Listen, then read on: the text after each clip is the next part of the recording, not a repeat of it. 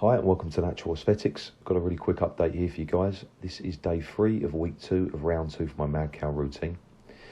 This is a Friday session and it calls for a heavy set of 3 on squat, bench press and pen lay row. And then you follow that with a slightly lighter set of 8. So the weights being used, 147.5 on the squat, 95 kilos on the pen lay row and 110 kilos on the bench. So the weights are going up, still not up to peak levels, but I feel like I really am getting closer now each week of training. Still not doing any of my lifts with a belt as well. You know, we'll continue to do that for the next few months. Want to get as strong as possible really before utilising a belt. So on Monday I have to basically do that same protocol again, but for 5 reps instead of 3 on the same weights, on those same exercises. And that is what causes the adaptations to take place, you know, on this routine. It's really the catalyst of progressive overload, that increase of volume from the Friday to the Monday session. This is some arm training that I do at the end of the Friday session. I'm doing rope overhead extensions with the cable. I just feel like there's a little bit more tension on the triceps than if you were to use perhaps a dumbbell or an easy bar. I'm not saying they're not efficient, but I just feel like there's more tension for more of the movement when you use the cable. I then follow that up with some heavy dumbbell curls, palms facing forward all the way, using the bench to keep it fairly strict.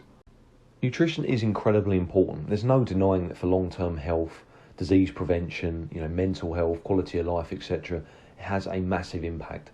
For the most part, I like to, you know, consume healthy, home-cooked Thai food. I try to avoid dairy, gluten, and sugar where possible. I'm not saying I don't eat it, but it's, you know, very heavily limited. It just annoys me when I hear people kind of downplay the importance of training, you know, over variables such as nutrition, supplementation, drug usage. You know, it's just a cop-out, really, in my opinion, from kind of hard, heavy training. Especially as a natural, there's no way, in my opinion, that training is not the most important variable by a long stretch. There's no convincing me. You know, especially when you bear this in mind.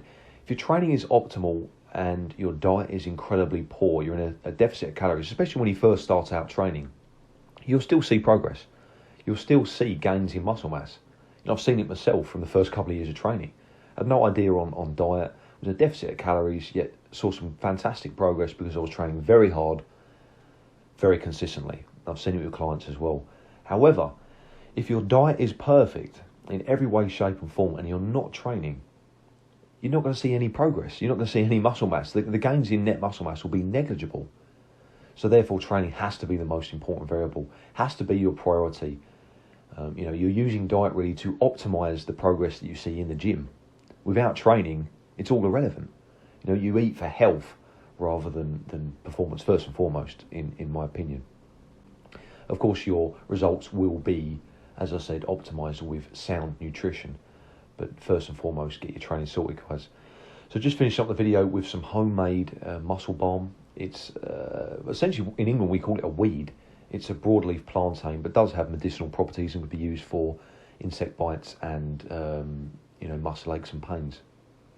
Thanks for watching, guys. Hope you enjoyed the video. If you did, give it a thumbs up. Subscribe to see more natural bodybuilding videos. Email naturalaesthetic@outlook.com for more info on online coaching. And stay strong. I'll see you in the next video.